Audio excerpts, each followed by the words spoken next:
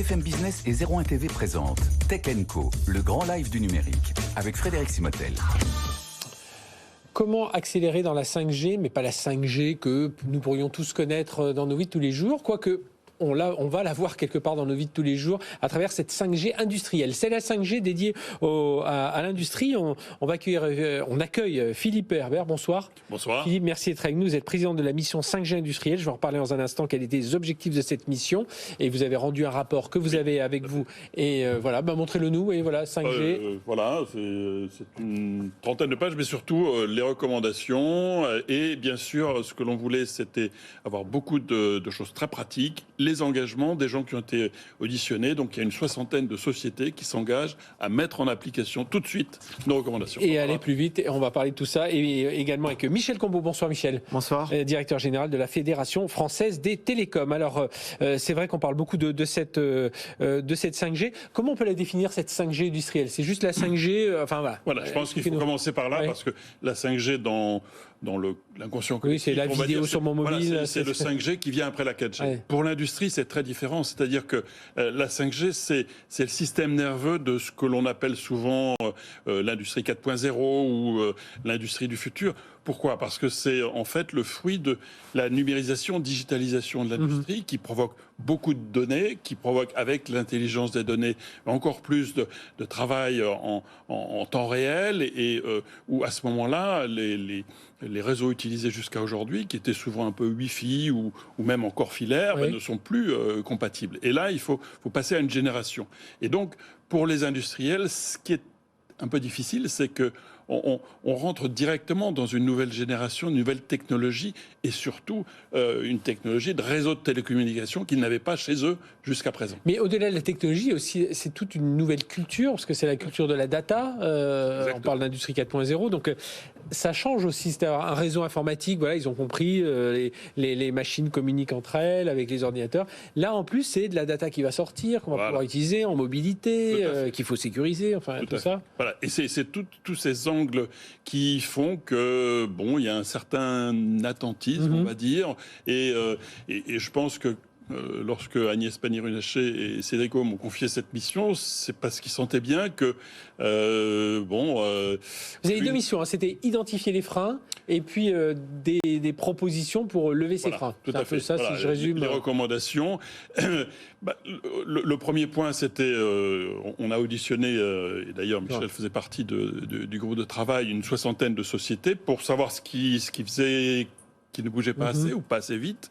Et derrière, on a essayé d'en sortir un certain nombre de freins. Il y en a 7 dans le rapport. Et puis de recommandations liées à ces freins. Et puis des déclinaisons dans des plans d'action concrets. Parce que, si vous voulez, on peut beaucoup faire de l'incantation. Oui, comme on fait beaucoup dans d'autres secteurs. On va dire. Là, il fallait être très concret. Pourquoi l'industriel, il ne va pas bouger s'il n'y a pas de choses concrètes. L'industriel, ça tourne chez lui dans son usine. Donc, pour le faire bouger, il faut lui donner des choses très concrètes. Parce que justement, Michel Combeau de la Fédération française des télécoms, dans les industries, c'est les machines connectées, c'est les véhicules autonomes, ça va être des robots, ça va être de la logistique, ça va être de la maintenance aussi. On va récupérer des datas, faire de la maintenance, anticiper la maintenance. Voilà, il y a une multitude d'implications. On parle d'industrie du futur, mais non, c'est l'industrie d'aujourd'hui. Oui, c'est effectivement le constat qui a été tiré pendant la mission, c'est qu'il fallait accompagner un mouvement qui n'est pas forcément évident chez les entreprises, notamment les PME, qui est la numérisation de leur processus. Cette numérisation, ce gain de compétitivité est rendu nécessaire, et encore plus avec la crise sanitaire. Donc les accompagner dans ce mouvement-là est effectivement devenu très important, et c'est l'un des éléments, en tout cas l'une des promesses de la 5G. On avait d'ailleurs publié un observatoire l'année dernière, c'est près de 100 000 emplois à terme d'ici 2027, c'est 23 milliards de chiffre d'affaires pour l'ensemble de cette industrie de la 5G. Si on arrive effectivement à accompagner, à convaincre ces entreprises de s'équiper, c'est à la fois effectivement de l'équipement, mais c'est surtout pour elles en fait de nouveaux services. Et on le voit encore avec cette souveraineté et cette indépendance industrielle que l'on cherche à renforcer, c'est un élément bien sûr essentiel vers cette direction. Oui, je vais me faire un peu de pub. Il y a l'émission 01 Business que je présente aussi. Je recevais la semaine dernière le patron du digital et des systèmes d'information d'ArcelorMittal qui expliquait qui est au port de Dunkerque, qui a lancé déjà, alors plus que des expérimentations, ça y est, c'est vraiment pour passer à l'échelle avec du transport autonome, autonomes, des drones pour surveiller tout ça. Enfin voilà, il y a tout un tas de projets, c'est assez impressionnant. Alors, qu'est-ce qu'il faut faire? Alors, vous parlez des 7 recommandations, mais qu'est-ce qu'il faut faire justement pour passer des premières expérimentations à l'échelle, et puis de ceux qui n'existaient pas, à l'échelle aussi, Michel? Alors, il y a plusieurs étages, parce que comme on voit qu'il y a quelques activistes, il faut les aider encore à être encore plus activistes, mais le sujet, c'est qu'il y a beaucoup trop d'attentistes. Il y a une grosse majorité aujourd'hui des industriels qui sont attentistes. Mais c'est quoi? C'est le financement qui leur bute? C'est la culture? C'est la culture au sens, ça tourne bien, pourquoi je bougerais? Il y a un gros besoin de cas d'usage, il y a un gros besoin d'explication, d'information, et puis aussi de rendre accessibles les solutions. C'est-à-dire qu'aujourd'hui, les gens, comme vous l'avez indiqué, il y a un saut technologique. On travaille sur les systèmes d'information, mais pas sur les réseaux télécoms.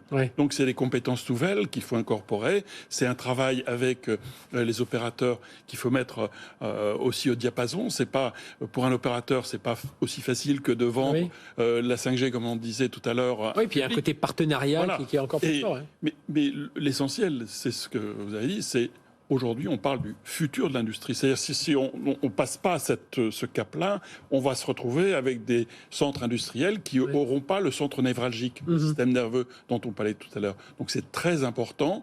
Et c'est aussi important de le voir dans le contexte de l'industrie 4.0. Oui, c'est plus que de la... Alors, souvent, je trouve que certains confondent la digitalisation avec une sorte de dématérialisation.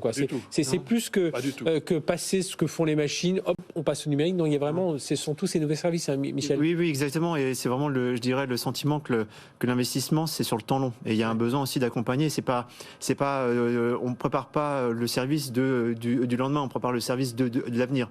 Et il y a besoin vraiment de faire monter en compétences ces industriels, de les former aussi. Ça, c'est un gros besoin aussi, parce que les nouveaux métiers vont arriver dans l'entreprise. Donc, c'est un sujet global. C'est la formation, c'est les équipements, c'est comprendre effectivement le modèle économique de ces nouveaux services. Et comprendre in fine ce qu'elles vont gagner elles aussi en productivité et sur cette concurrence mondiale. Et les opérateurs que vous représentez avec la Fédération Française des Télécoms, Michel Combeau, ils voudraient aussi davantage de fréquences, parce que on va le voir, parmi les freins, c'est ça, les fréquences ne se libèrent pas assez vite. On sait que c'est la bande des 2,6 GHz, des 24-27 GHz, c'est ça? C'était un des sujets effectivement d'échange avec lors de la mission. On nous a rappelé que les opérateurs détiennent déjà des fréquences 5G. Tout industriel peut demander, où qu'il soit sur le territoire, à avoir accès à ces fréquences ou à demander à l'opérateur de se faire connecter. Certains industriels ont dit c'est potentiellement un frein. Des solutions ont été trouvées, notamment avec l'ARCEP.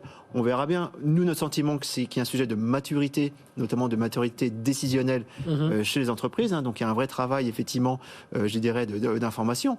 Nous, on publie là demain un livrable qui fait partie, effectivement, de la mise en œuvre concrète des recommandations livrables sur 5G et environnement, parce que c'est parfois aussi un frein. On a l'environnement, la santé. Donc là, on publie effectivement des analyses. C'est effectivement livrable, là, 5G et environnement, qui permet, on l'a fait effectivement avec l'ensemble de la filière, avec les constructeurs, notamment avec la FNUM, pour pouvoir identifier les freins parfois psychologiques qu'ont les gens sur cet investissement, parce que la 5G va aussi permettre de faire économiser, de faire baisser l'empreinte environnementale des entreprises. Et ça, c'est un élément important à rappeler.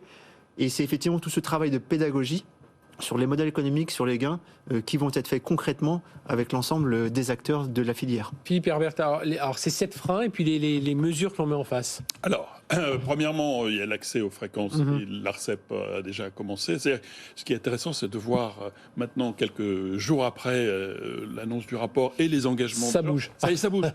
Voilà, il y a aussi un appel franco-allemand, parce qu'on a travaillé beaucoup en regardant ce qui se passe de l'autre côté du Rhin, parce que l'industrie européenne elle va au-delà des frontières. La France, en industrie, il faut qu'elle elle matche avec l'Allemagne notamment. Alors, on a un sujet qui est le cas d'usage. Donc, on a une recommandation très forte sur un campus Fab Lab 5G. Alors, on a gardé ce nom-là. Pourquoi? Parce qu'on n'a pas voulu recréer un nouvel acronisme.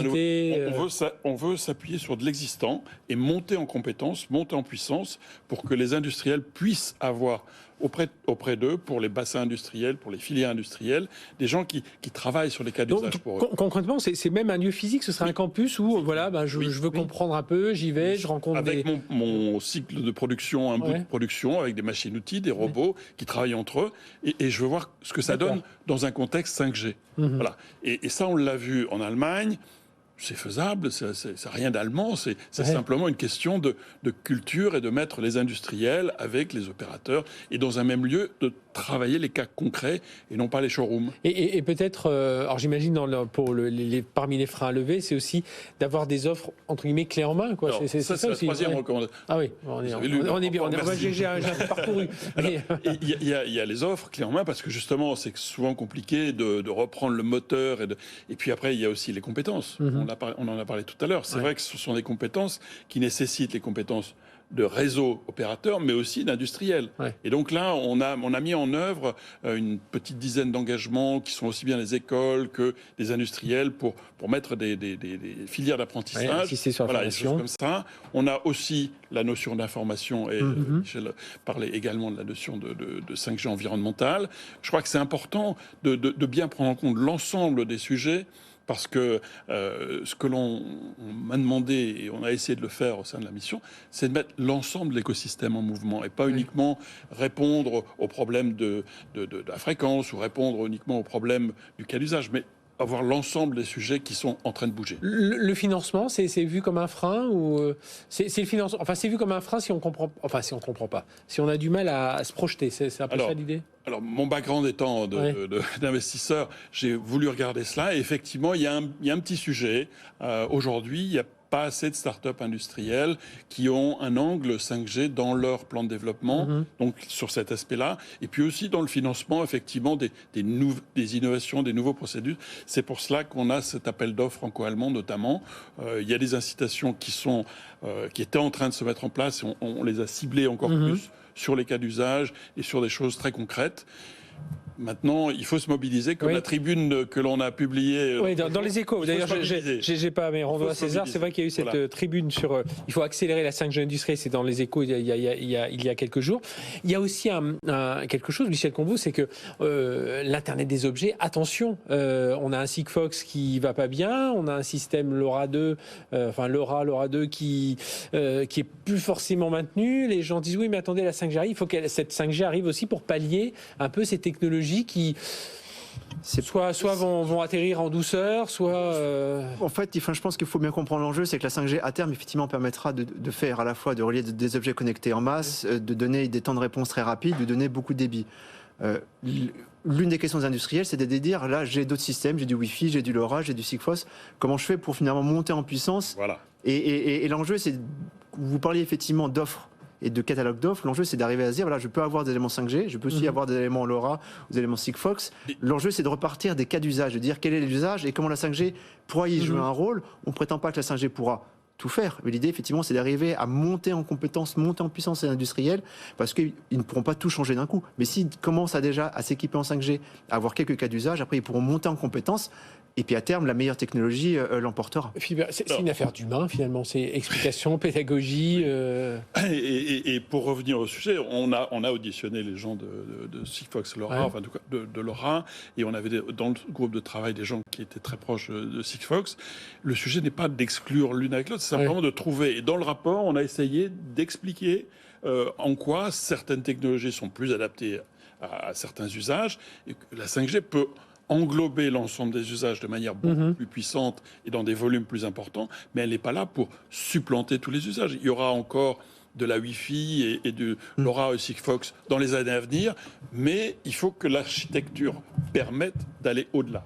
On est passé dans l'état d'esprit des industriels que vous avez rencontrés, Philippe Herbert, puis même Michel, on a franchi l'étape de dire « Ah, mais c'est encore les opérateurs qui essaient de nous vendre une techno supplémentaire. » Alors, vous voyez ce côté un peu... je ne le dirais pas comme ça. dans ce que j'ai vu derrière, mais effectivement, il faut dépasser cela, parce que de toute façon, l'opérateur là-dedans, c'est un des rouages importants, essentiels, mais ce n'est pas le seul, parce qu'il faut apporter l'expertise d'implantation au sein des usines, et les opérateurs, c'est pas forcément... D'ailleurs, les expérimentations, c'est souvent 2 ou 3 noms. Hein. C'est jamais Orange, Télécom, Altis. C'est toujours associé à un Ericsson, associé à un BMW pour les voitures, associé à ArcelorMittal. Mais clairement, la 5G est un enjeu de filière et de filière industrielle. C'est un ensemble d'écosystèmes, des constructeurs aux opérateurs, aux intégrateurs. C'est pour nous, effectivement, c'est une réflexion un peu nouvelle. Hein. Même le livre Apps Environnement que nous venons de publier est un travail de filière. Il y a effectivement, et la 5G industrielle est un travail de filière en y intégrant les entreprises. Et c'est comme ça qu'on arrivera effectivement à développer ces services. On ne peut plus penser qu'opérateur ou que constructeur. Eh bien, on espère qu'on a poussé un peu des industriels, s'ils nous écoutent ce soir, à aller un peu plus vers la 5G. Merci Philippe Herbert, vous êtes président de la mission 5G industrielle. On peut retrouver ça donc sur mission 5G industrielle. On va retrouver le rapport de la mission. Très concret, 30 pages, donc on peut le feuilleter très rapidement et comprendre un peu tous les enjeux. Et les engagements dès aujourd'hui. Et le campus, vous avez Alors, le campus, on a un appel à projet qui a démarré avec beaucoup de gens qui disent moi j'ai un bout du campus, je veux y aller. Et donc dans les prochaines semaines, on va sélectionner les premiers projets. Il n'y a pas de limite, mais on veut démarrer avec quelques-uns pour pouvoir réellement être concret. Eh bien merci Philippe et merci Michel Combeau, directeur général de la Fédération française des télécoms. Allez, tout de suite le journal de l'écho, Stéphanie Colo.